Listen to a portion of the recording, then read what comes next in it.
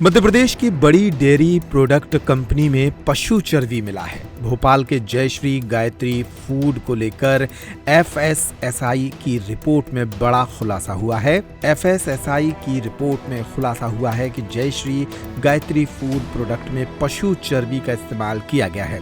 विधानसभा में उपनेता प्रतिपक्ष हेमंत कटारे ने आरोप लगाए हैं कि डेयरी प्रोडक्ट में एनिमल फैट मिलाया जाता है। पनीर, घी, चीज में एनिमल फैट पाया गया है।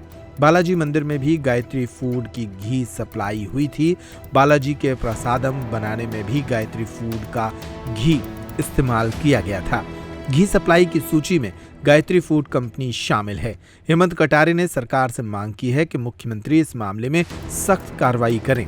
गायत्री फूड प्रोडक्ट ने जहां जहां माल सप्लाई किया है उन नामों को सरकार सार्वजनिक करे। कुछ दिन पूर्व गायत्री फूड प्रोडक्ट के ठिकानों पर ईओडब्ल्यू ने छापा भी मारा था।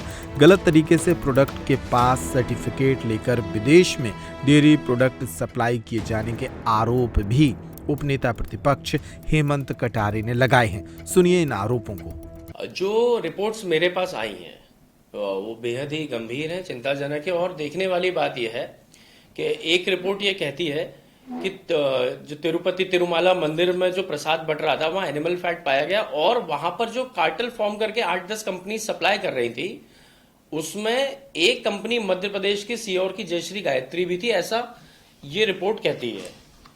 और ये मैं इसको सार्वजनिक भी करूंगा। अब मैं आरोप इसलिए लगा रहा हूं जयश्री गायत्री के ऊपर क्योंकि एक फसाई की रिपोर्ट है, एफएसएसएआई की रिपोर्ट है, पिछले साल अक्टूबर की ताजी ही रिपोर्ट है। इस रिपोर्ट में स्पष्ट रूप से अनेकों बार यह पाया गया कि यह कंपनी ग्रीन लेबल लगा करके भी एनिमल फैट के प्रोडक्ट्स निरंतर बेच रही थी। और ये एक ऑथेंटिक फसाई की रिपोर्ट है, इसको मैं आप लोगों से शेयर करूंगा। तो इसके अंदर एनिमल फैट पाया जा रहा है और ग्रीन लेबल लगा के बेच रही है, और ये कार्टेल फॉर्म करके तिरुमाला मंदिर में भी बेच रही है, एक रिपोर्ट ये भी कह रही है।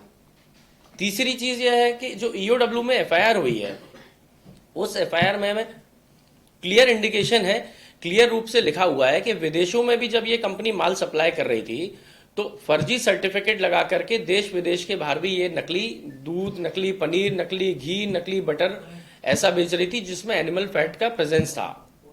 तो मेरा इस पूरे प्रकरण में यह आरोप है कि जयश्री गायत्री के मामले में एक तो मध्य प्रदेश की बदनामी हो रही है, और डॉक्टर मोहन यादव इसमें डॉक्टर मौन यादव क्यों बन के बैठ गए हैं? क्या लोगों के धर्म से, सनातन धर्म से, आस्था से खिलवाड़ किया जा रहा है इस कंपनी के नाम पर? क्या ऐसा तो नहीं कि ये कंपनी इतने बड़े पैमाने पर फैल चुकी है? क्योंकि इसमें कुछ बीजेपी के लोगों की, कोई केंद्रीय मंत्री हैं पासवान जी, उनके भी पार्टनरशिप की कुछ न्यूज रिपोर्ट्स आई थी। तो ऐसा तो नहीं कि इसमें बीजेपी का संरक्षण है और बीजेपी के लोगों की मिली भगत से, सबके मिले जुले भ्रष्टाचार से इस कंपनी को यहां पनपने दिया जा रहा है, और ये देश के और हमारे सभी लोगों की आस्था के साथ खिलवाड़ करके एनिमल फैट के प्रोडक्ट्स जो है उनको खिला रहे हैं ग्रीन लेबल लगा करके। के साथ खिलवाड़ है, और बाकायदा ये फसाई की रिपोर्ट भी लिख रही है कि एक टेक्निकल एक्सपर्ट भी इस चीज को जानता है कि ये लोगों की मेंटल हेल्थ के साथ बहुत बड़ा खिलवाड़ है। मेरे ख्याल से तो देश में इतना बड़ा खिलवाड़ अभी तक हुआ ही नहीं होगा कि उसको ग्रीन लेबल लगा करके एनिमल फैट प्रोडक्ट चीजें खिलाई जा रही हैं। और जांच का विषय यह भी है कि ये जो कंपनी है ये कहां कहां पर इसके पैर फैले हुए हैं। क्या ऐसा तो नहीं कि उज्जैन के बाबा महाकाल में भी कहीं इसका सप्लाई हो? ऐसा तो नहीं राजा राम सरकार के दरबार में भी कहीं इसका सप्लाई हो, या पीताम्बरा माई पर भी सप्लाई हो, या अन्य राज्यों में, चाहे वो साउथ के हो चाहे वो नॉर्थ के हो, अन्य राज्यों के भी टेम्पल में या अन्य जगहों पर भी इस कंपनी का जहां जहां सप्लाई है तत्काल इस कंपनी को सील करना चाहिए।